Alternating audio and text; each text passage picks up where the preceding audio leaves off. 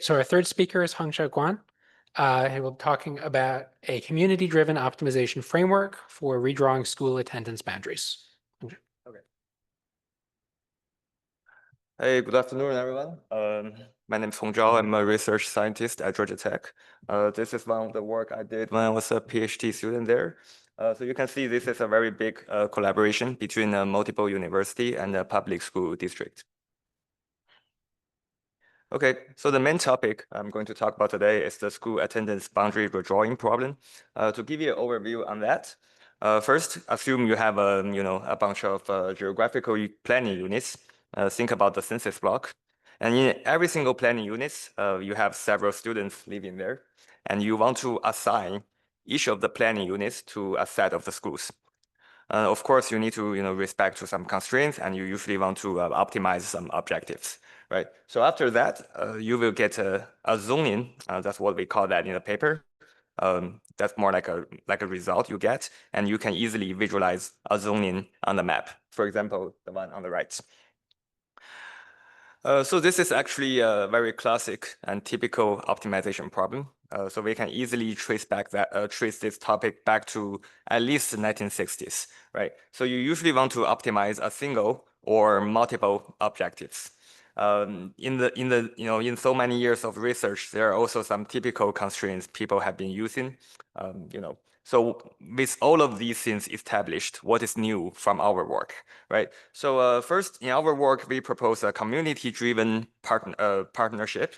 That means when we design the optimization problem, we want to include the feedback from the community members.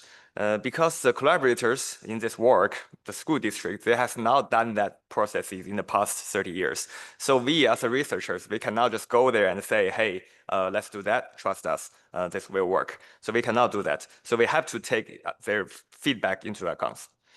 Secondly, in all the previous work, most of the work will optimize elementary school or middle school or high school, one of them.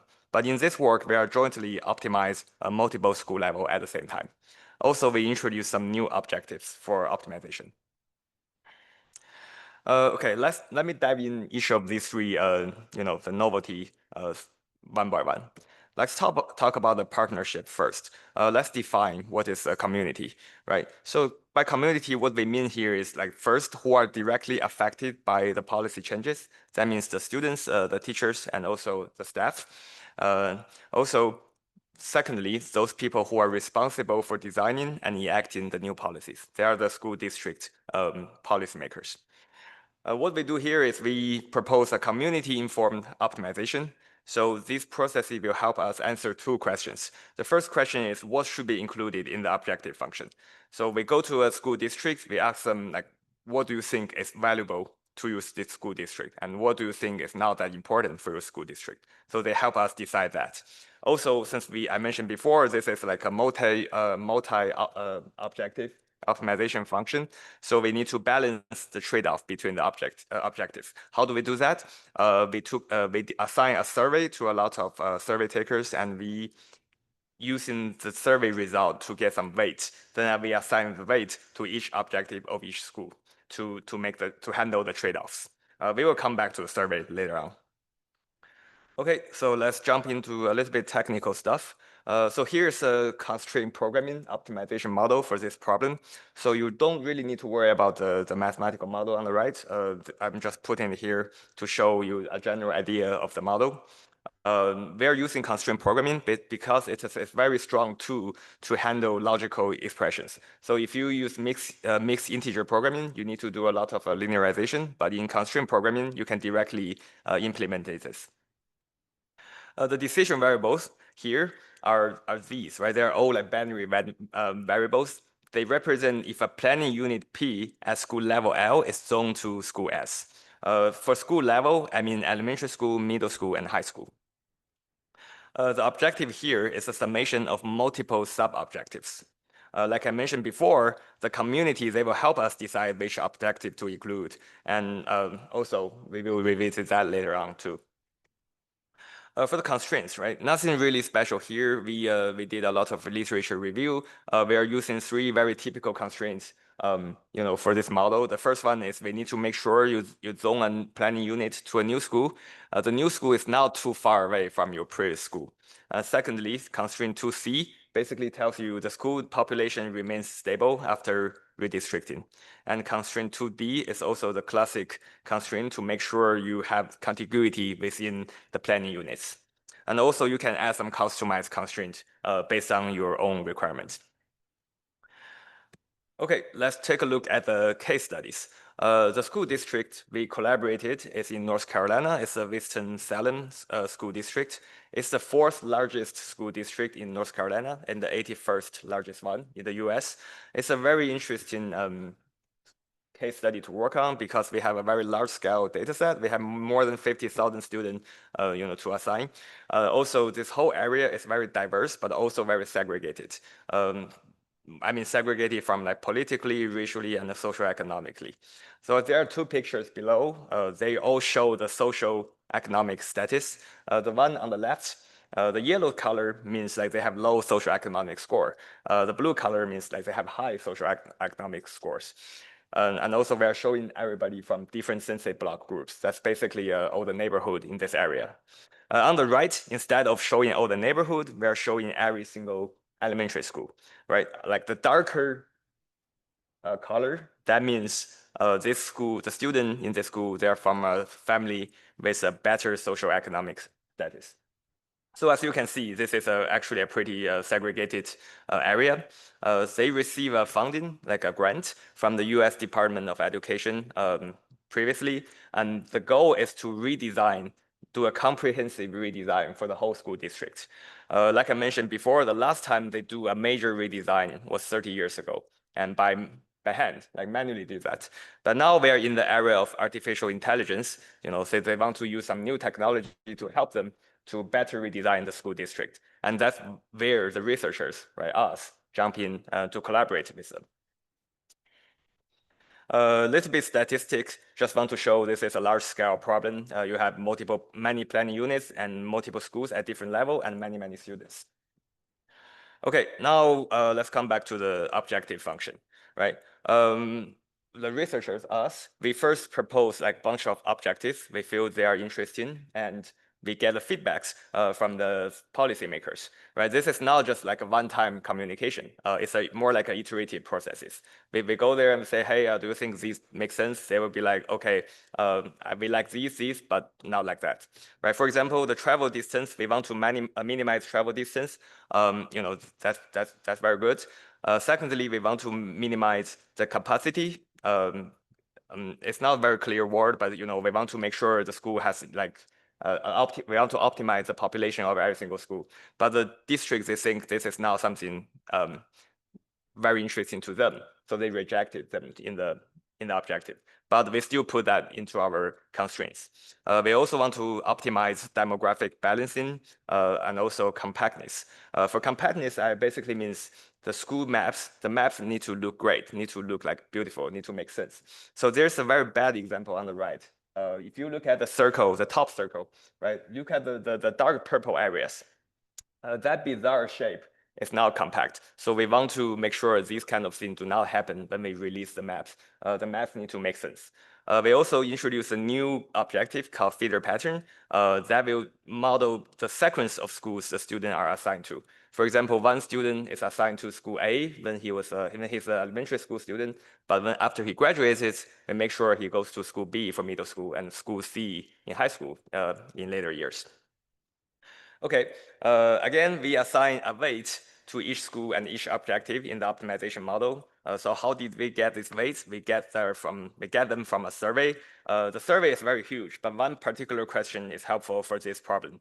The question is, which factors are most important to them when deciding which school students should attend, right? So you open the question, you have a bunch of options. You need to rank the options, and each of these options are related to one of the objectives on the top, right? So after they make the ranking, we do some computation, we decide how the weights, and then we get the weight for every single objective and every single school. A little bit more statistics on the surveys. We have about 8,400 responses, and that was taken between April and December 2024. Okay, for the computational experiment, here is the setting. First, we do a benchmark run. The benchmark run does not involve any optimization. It simply evaluates the status quo zoning. And then we do 4 single objective runs. In each of these runs, we only optimize one objective, and you ignore all the other objectives.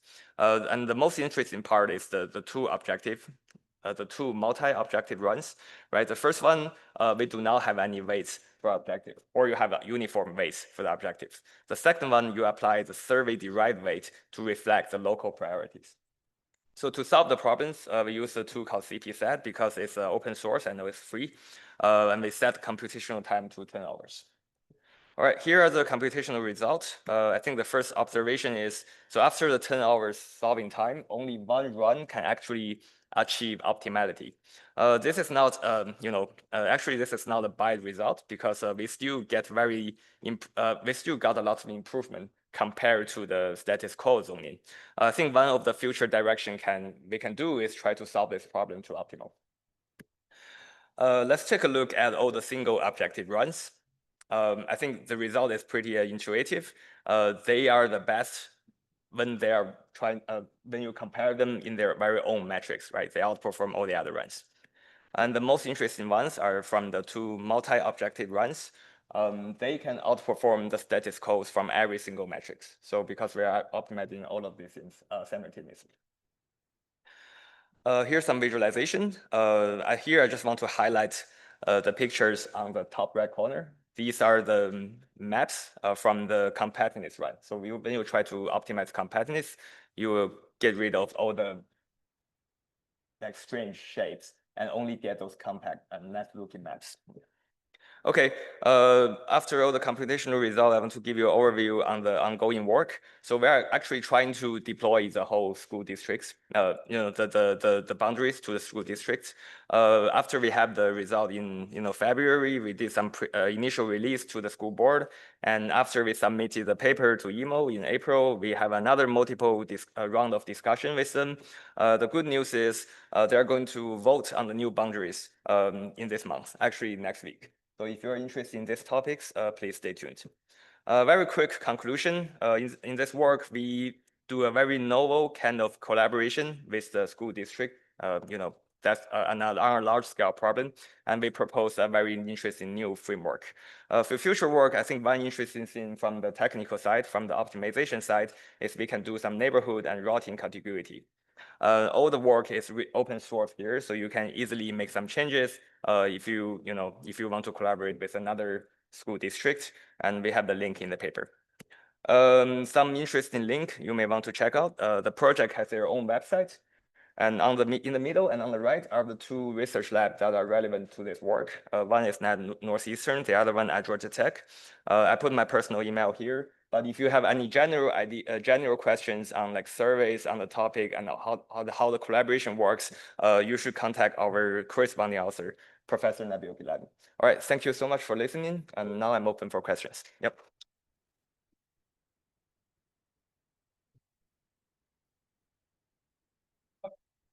So for one question, I'll also just say it's really wonderful to see work influencing policy. Thank you. Yeah, appreciate that. So question you have.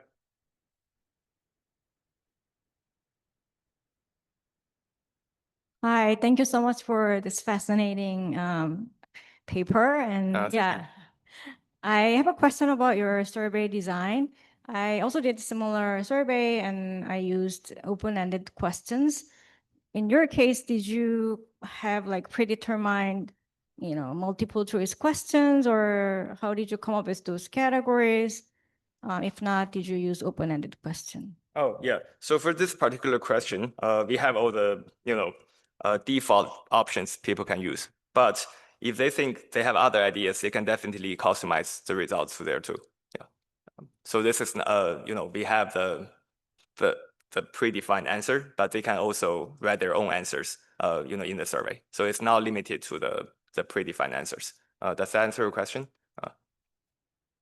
Predefined answers capture all the preference. Yeah, so I think this is a very interesting question.